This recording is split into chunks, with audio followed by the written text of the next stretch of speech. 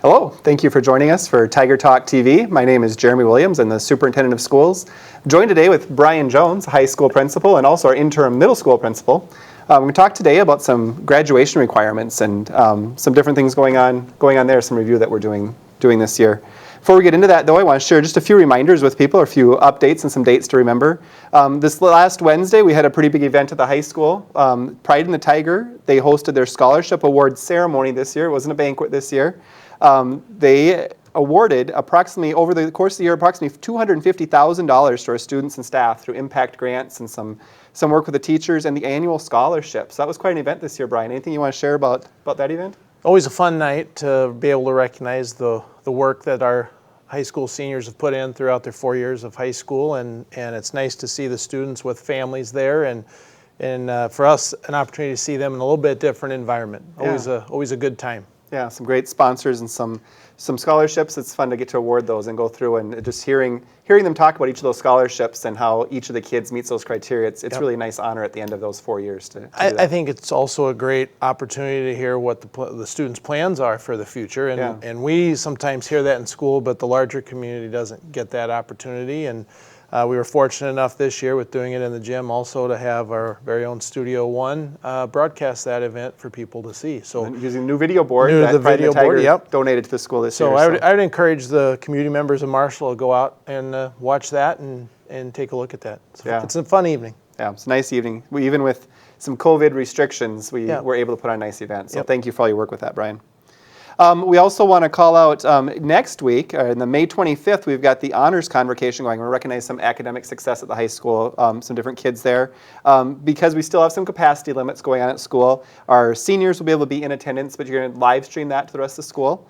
So everyone gets to watch that and participate. So you want to just talk a little bit about what goes on at that event? Yeah, typically that event it's our, think of it as our academic assembly for the year. So we'll recognize students in grades 9 through 12. We'll recognize students who rank high in the class, the top 10, who have performed well on some of the academic testing. Most importantly, it's where our seniors will be recognized and receive their honors cords that they'll wear at the graduation. We'll also, as part of that, we'll do our Honor Society induction for next year's students in current grades 10 and 11. And then recognize our seniors who have been in Honor Society for the past couple of years as well. So again, that's an event we're going to live stream. It'll be a little bit different because students in grades 9 through 11 will be in the classroom watching the live stream, seniors in the gym. And so I'm curious to see how that'll work as we bring down those students in those other grades as they're leaving their classroom to get down to the gym to be live on camera. So we'll see how it goes. Different feel, but still nice to be able to do these events. And as we get more and more into what we're calling the new normal, we'll see so many new things. We missed the opportunity to do some of these things last year. So it's nice to get back to that. Absolutely.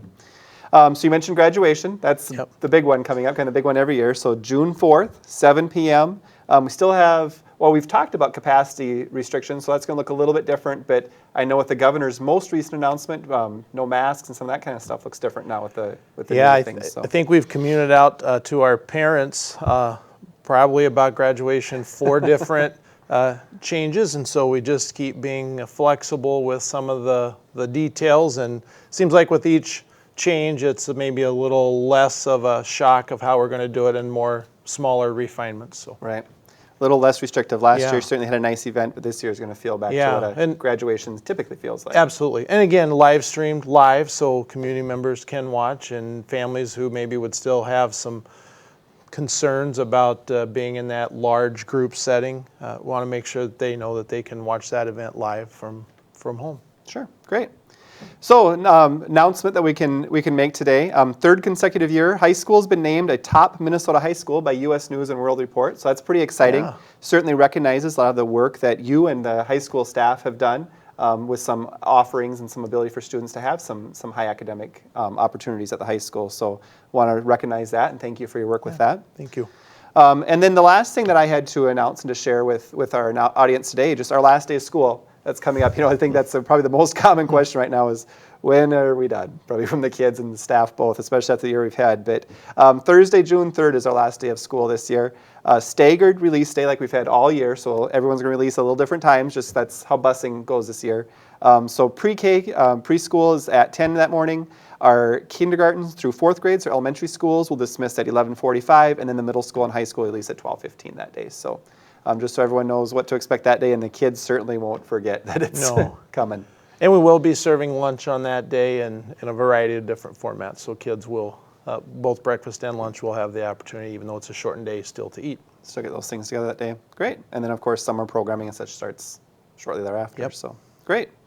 All right, so let's talk a little bit about graduation requirements. That's been a topic this year. I mean, COVID took a lot of our time this year, and certainly all that kind of thing. But we had some regular work, I'm going to say, that took place this year too. So I know this past summer probably we started this conversation saying we haven't talked about graduation requirements in 15 years. Close to 20. Yeah, close to 20 years. So it's been a while since we've had this conversation. As we talked strategic plan this year. We looked at some CTE offerings and some different courses that we offer and that we can offer to have opportunities for kids. But part of that conversation led us into what are requirements for graduation. Yep. So as we get into this a little bit, why don't you just talk a little bit about how do we establish graduation requirements? It's certainly not you and I sit down and just say, Right. hey, what should we make the kids do? So. Yep. What does that look like? Yeah, it comes a little bit from the Minnesota Department of Education. They give us the minimum requirements that need to be in place, and then through school board policy, the school board sets that with the recommendations from school administration, school staff, parental input on where we're going to set the bar, so to speak, on what we want our students to have. And like you mentioned, we've not formally gone through a review process for a number of years since we actually moved into the new high school the year prior, and just really felt like it was time to take a more formalized look at that. Right. So just good to always review and say what makes sense. Especially you talk about Department of Ed has some expectations that every school in the state has to do. Absolutely. And then there's some local control with that too. So school board says, tell me more about things. So a lot of work went into that. So why don't you talk a little bit about that process? Sure. What did that look like? Yep, will do. So that process actually started back in 2020, in late 2020 in December. And we started it with a meeting with our building site leadership team. And our site leadership team is a group of teachers who have applied and been voted upon by their colleagues to represent. So in a way, you can almost sort of think of our site leadership team structure that of like a state government, for instance. And so we started with a review of what Marshall Public Schools requires and what the Minnesota Department of Education requires. And so that was early December, late December, just prior to the winter break.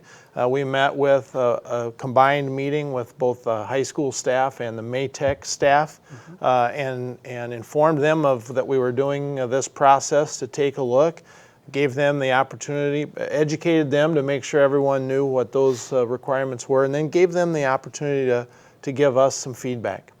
And so we kind of went through a feedback process to see what they thought was working well and maybe what we needed to look at for some adjustments. Then in early January, we brought that back to our full staff meeting after we'd had a chance to kind of summarize all of that feedback presented back to them. Later in January of 2021, we went to a parent advisory committee that the district has, a district-wide committee, presented, much like we're doing here, educated those folks on what the requirements were, solicited some feedback, and then brought that back to and provided you with a report in early March and some recommendations, and then shared that with the school board here earlier this month at the May meeting, and provided them with a recommendation to consider, and ultimately the school board will have to make that decision because it's in board policy. Becomes board policy, sure, so we have to follow that. So you talked about some community feedback. Can you talk a little bit about what type of feedback you got from the community in that process? Yeah, we got the opportunity to present to them, and many of those parents hear from their own kids, and so they were willing to share what they thought was relevant, or maybe what their kids liked, and some of those things that their kids didn't like, and wanted to see how how did that community feedback align with the feedback that we had heard from teachers. And I feel like in my position, I have the opportunity to hear feedback from kids all the time, and I appreciate their willingness to tell me what they think and what works well and what isn't working well. So we kind of had a sense of where we thought things might go, but listening to those various groups in our community kind of helped to affirm or reaffirm what we were thinking. Great. So nice to have multiple points of input, not just Yeah. from students, but from staff and from community members too. Yep. So great. So we think about these expectations. Just talk a little bit about like how long have the current expectations been in place? Sure. So when we started this process and working with our school counselors and who work with the specific credit requirements all the time, they had a good sense for what the history was. And so, we were able to go back into the mid-90s. And really, the reason we went to the mid-90s is that's where the discussion in Marshall Public Schools started talking about significant structural change with the high school system. And so we went from a 7-period day to what's called a block schedule. Block schedule, students attend 4 blocks a day, so fewer classes each day with the idea that they can study subjects at greater depth. And so back in 1998-99, the high school formally made that transition, and so from the 7-period day to a block schedule. And so when we did that, those graduation requirements needed to change. And so up on the screen at home for the folks to see, they can see kind of that evolution. And for the 98, 99, then 2000 year, 2001, 2002, there was a sort of gradual step as students transitioned and graduated off of the 7-period day, and students now had been on the 4-block schedule for 1 year, 2 years, 3 years, and 4 years. And so by 2004, 2005, when we were that last year at the Saratoga Street High School, we kind of had everyone there, and so we were at that 30.5 credit threshold. So a student can earn, if they pass all of their classes, they can earn 8 credits a year for a maximum of 32. They need to earn 30.5 to graduate from high school, so they get a little bit of wiggle room. But within that 35, there are some specific areas that they have to have, and that aligns with the state, but also aligns with some of our local requirements. And so it really hasn't changed much since 2004, 2005. So we're close to that getting close to that 20-year mark, 15, 20-year mark. And so over the years, we've had some minor variations, and we've made some tweaks that we thought were the right thing to do for kids. So example, I think of our language arts, we require that students have 4 credits in language arts. But during their junior and senior year, we split that class out. Instead of being a 1-credit class, they have to take 2 half-credit classes, 1 in literature and 1 in composition, and we give them some elective opportunities to take some classes to do that. And so we've just made some subtle adjustments over the years. So more options to pick things that are maybe of interest to them. Yeah, Sure. yeah. So you think about all these expectations. How do the Marshall expectations compare to other districts? Sure. I've got a slide here I can advance through. Maybe I took you off. There we go. We can edit that. But we, as part of the process in seeing how we compare to other schools, we went and looked at and collected information from Albert Lee, Austin, Alexandria, Hutchinson. We looked at some of our neighbors like Redwood Valley, Sartell up by St. Cloud, the city, Spring Lake Park, Mankato, Wilmer, Worthington, and really we're all pretty similar, but we all have some variation at the same time. And for instance, one of the variations that we have and continue to have and have had since that 2004 is we require all juniors to take a class in careers, which is a career preparation, academic preparation, where they can explore, study, see what type of post-secondary education might be needed, look at what the job outlook is, cost for training, wage earning, lifetime earning potential, and those types of things. And that's one area where we're pretty unique as compared to what a lot of schools have done or currently require, although we're seeing more schools provide those opportunities and requirements for kids currently.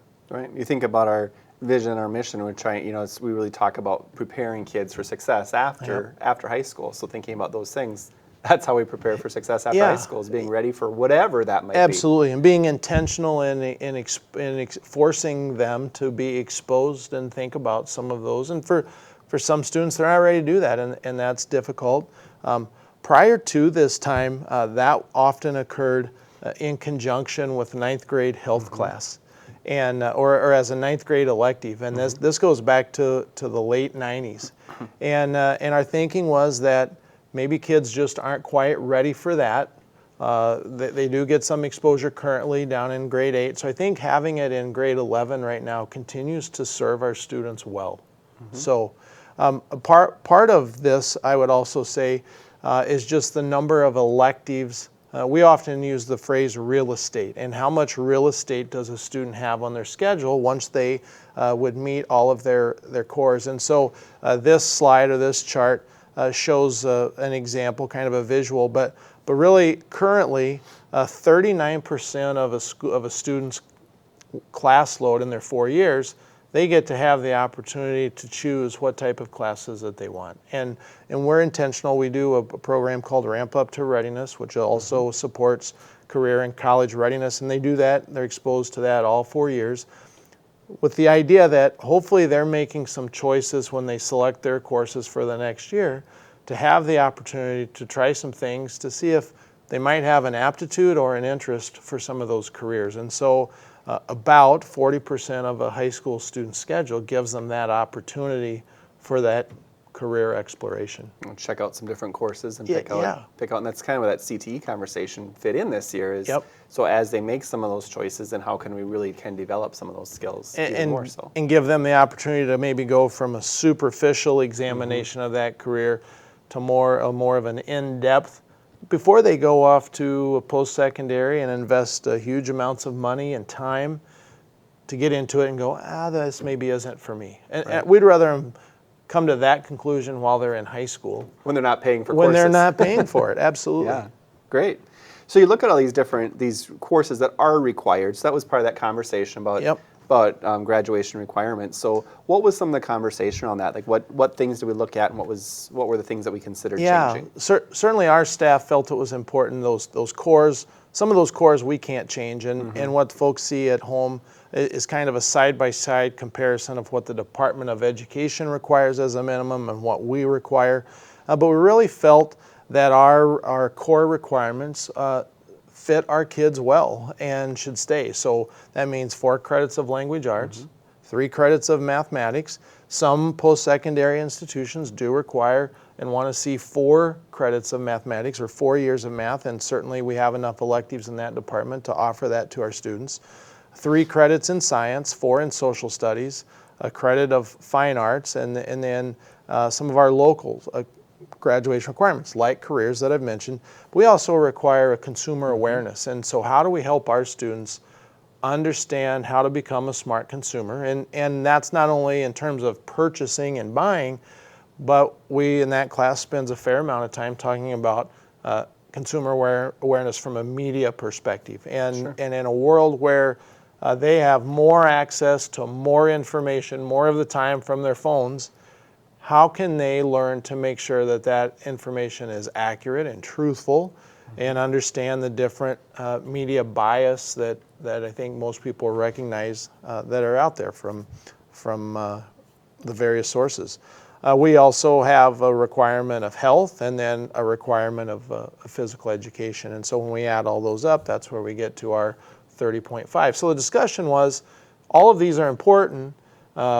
What do we do to make some changes? And I also left off our technology credit that we currently have. Right, because that was a big part of our conversation. That was a huge part of our conversation, absolutely. So in 2005, when we talked about technology looked different 15 years ago than it does now. I think, and put this year aside with COVID, where that was all we did. Even prior to that, we've had a one-to-one program for years now in our district. High school was one of the first buildings that we did that with. So students have a device in their hands in every class all the time. And then every teacher, from kindergarten through 12th grade, we're teaching technology things all along. So Yep. that didn't happen in 2005. No, So, it was still in a computer lab within a couple of departments. And actually, I can kind of show here would be a good example of our technology credit. How right now there's a variety of classes in a variety of departments that can meet that. And so we have 18 different courses covered by 4 different departments where we award that technology credit. And you can see on screen similar for consumer awareness.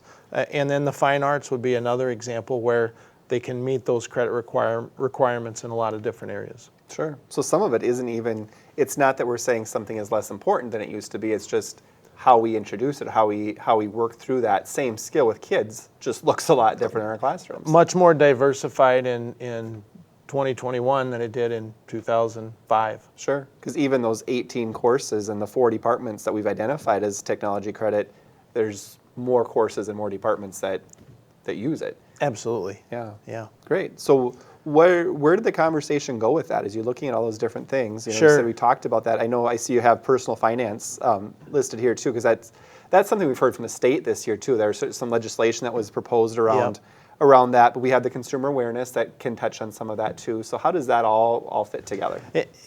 Great question, and I would say, Jeremy, that over the years, it really kind of boiled down to 4 areas that we've heard about. As you mentioned, the personal finance, and that as credit card debt has increased every time that sort of becomes in the media and forefront.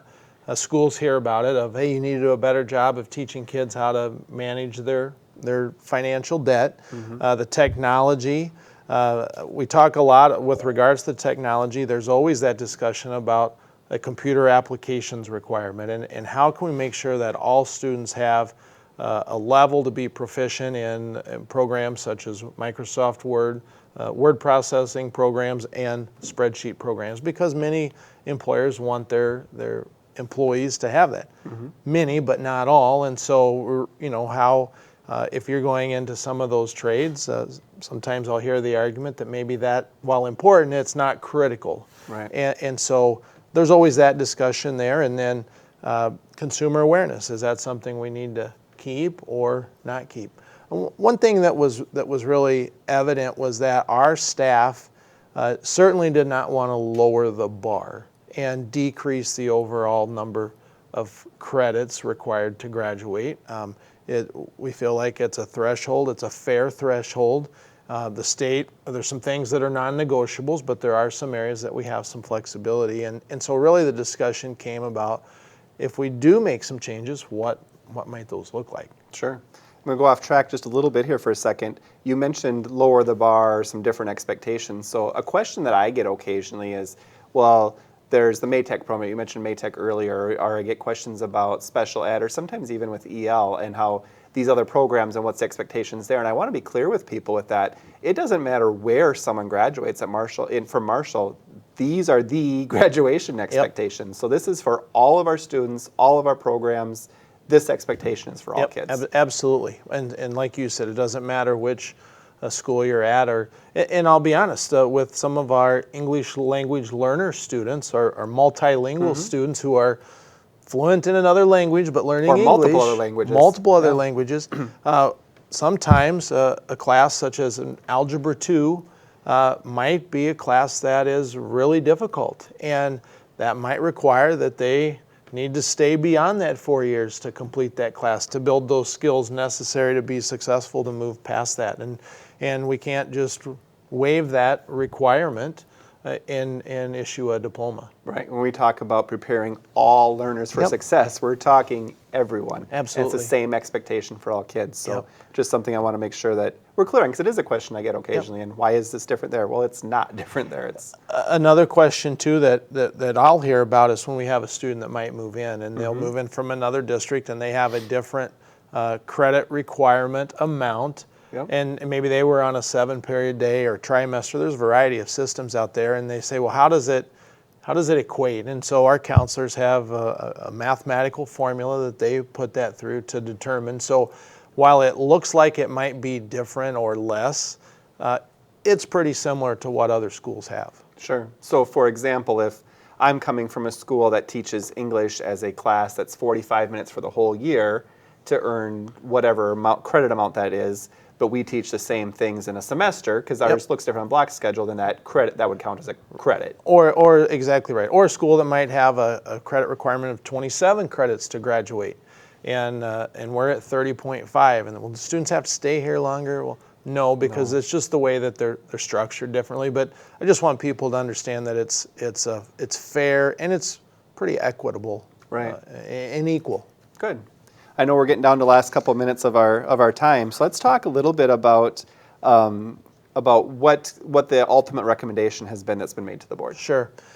In the end, we talked about, and our recommendation administratively to the board was, let's go ahead and remove the 1 credit of technology that's required for students to graduate. And that might seem absurd in a world that's become so technology driven, but our rationale for that was because technology has become so embedded in so many of our classes that students are getting it long before grade 9, and then once they do get to the high school, it's becoming part of the sort of normal daily operations. And so we felt like in removing that, we're not lowering the skill development that kids need to have because it's embedded, but we're also opening up some real estate on their schedule to allow more opportunities to take, whether that be a different class or some career exploration class that maybe they have an interest in, but that before they just couldn't fit it into their schedule. Maybe they want to pursue and take another upper level class of something that they're really passionate about. So we felt like that would help our students out. We're still going to encourage our computer applications class because I think there's some real value there for many of our kids. But and we felt like when we did that also would help out those advanced career and tech ed opportunities that we're also exploring kind of on the other end of the spectrum and create more opportunities for kids.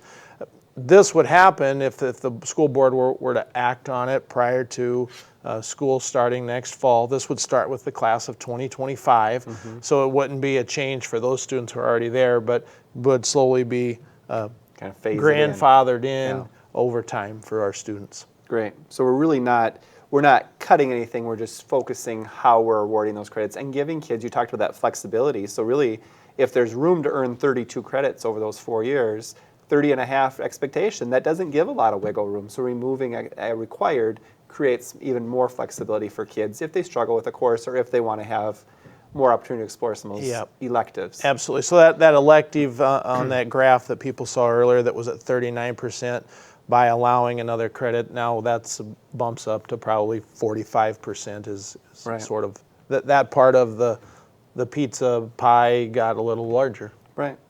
Well, that's great information, Brian. Anything else you want to share with the viewers before we run out of time today? Well, I just appreciate the community support that we've had throughout this school year. It's been like you're like no other. No other, and hopefully not to be repeated anytime soon. And just the patience that our families have had, and their willingness to ask questions and be patient with us as we communicated and created and refined.